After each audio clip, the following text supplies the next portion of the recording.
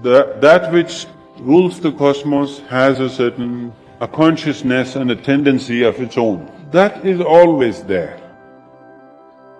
That you and me right now exist is cosmic will. But right now, you decided to come to satsang is of course your will, isn't it?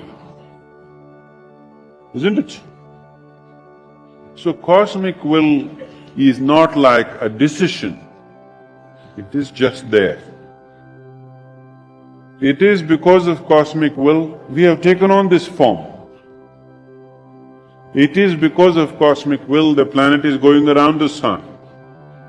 These are not as human thoughts are. This is just the quality of the nature. Right now, water flows from a high place to a low place. Try to stop it whichever way you want, it seems to have a will of its own. But that is not a will, it is flowing according to the laws of gravity. So, cosmic will is like the gravitational force and various other things. It just is there, always. It only acts that way, because the very framework of life is based on the cosmic will. But today you decide to do this or that, that is definitely your will. Cosmic will has no role in this. But you can use the cosmic force to make your will into a reality.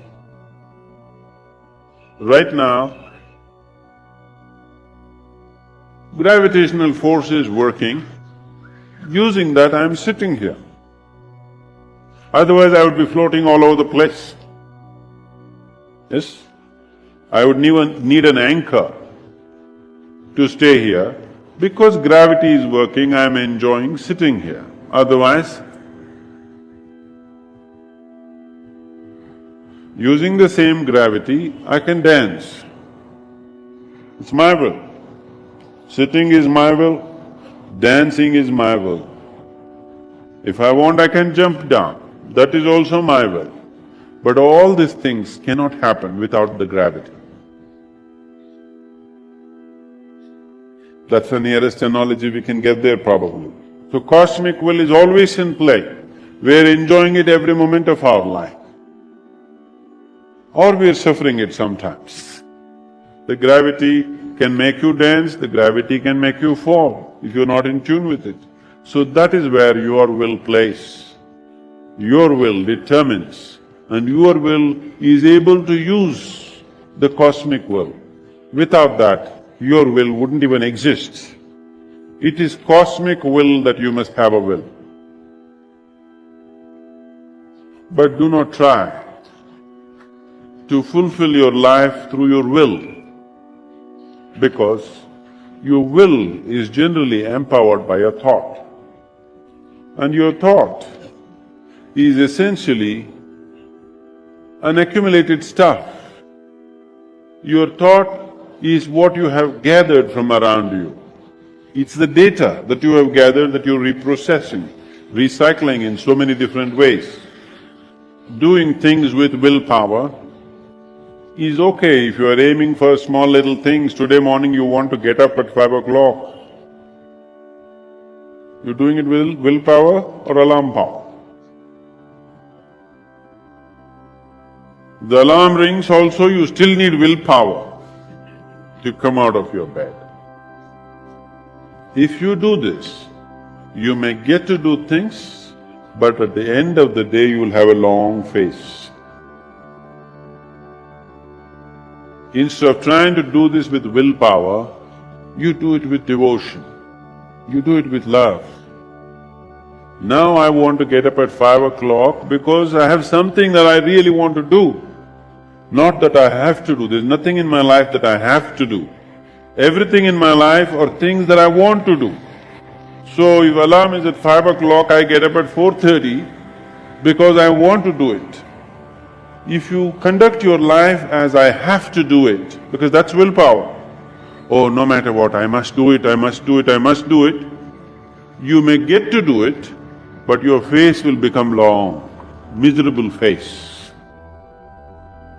Everything happened but at the end of the day you have a long face. Purpose is defeated, isn't it? The purpose of doing all that is already been defeated, isn't it so? Because you did not enjoy it, it does not fulfill you, what is the point? So there is no need to do things, to conduct your life with willpower. Here and there small things sometimes when your body is aching, on that day you need willpower to push yourself a little bit. But do not try to conduct the life process itself with willpower, because you will become a long, successful face. Ulcer in your stomach, success in your bag, face so long nobody wants to see it. Or your chin will be scraping on the Hyderabad roads. Not good. Please, I have a cushion, what will you do? We talk of destiny, we talk of so many things being predetermined in our lives. Then there's a question of applying our intelligence to situations like these. If there's already, everything was predetermined. Who talked about destiny? Did I? You didn't talk, but generally, everyone, when something happens, your destiny will be like this. It's destiny, the work of destiny or whatever. There's a general perception about.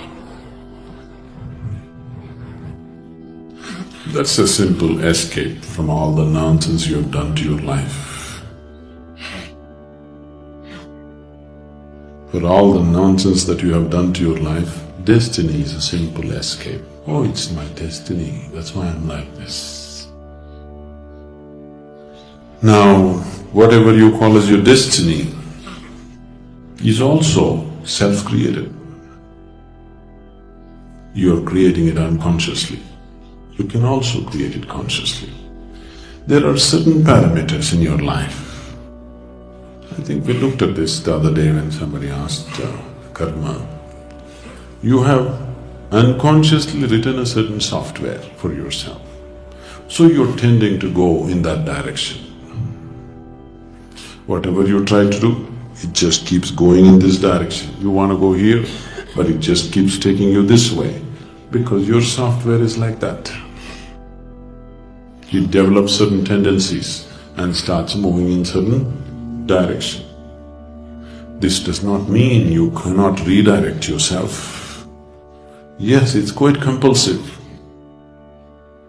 It needs an effort beyond body and mind to completely change that and put it in a different direction. What we're doing here, the whole science of what we're doing here is just that. If you make your energies little more malleable, if you gain little more mastery over your life energies and little more mastery over your mind and body, you will see you can become 100% master of your destiny.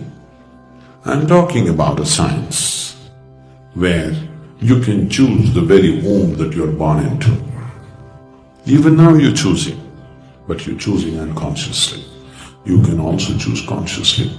Whether to be born or not to be born also can be chosen. It is just that how much have you taken into the perspective of your life.